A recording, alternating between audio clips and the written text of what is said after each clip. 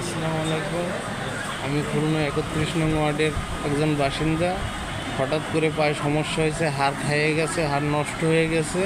আমি আগে পরে খুঁজে পাই নাই। আমি সেন্টারিংয়ের কাজ করতাম, 2 বছর যাবৎ আমি কাজকাম করতে পারতেছি না। আমার ট্রিটমেন্ট করার মতন কোনো অবস্থাই নাই। ঔষধ কিনে খাইতে তাই আমার কষ্ট হয়ে যাচ্ছে।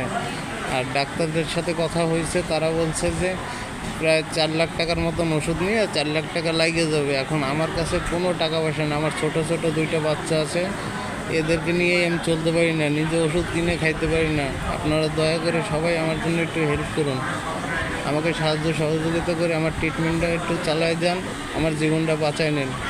আপনাদের সহযোগিতায় আমার জীবন বেঁচে যেতে পারে। আমার এই ছোট ছোট বাচ্চা আছে, কী করবো বলেন? এখন এই সমস্যা হয়েছে, অল্প বয়সে কিছু করার নেই, ভাগ্যে ছিল তাই হয়েছে।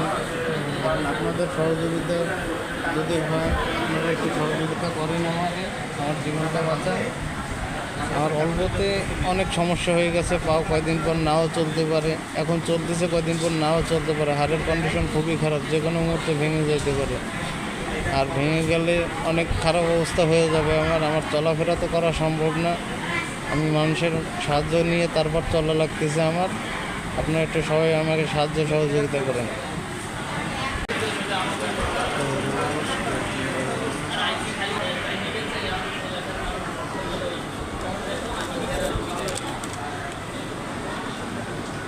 আমি খুলনা 250 বেডে আছি, অর্থোপেডিক ওয়ার্ডে আছি।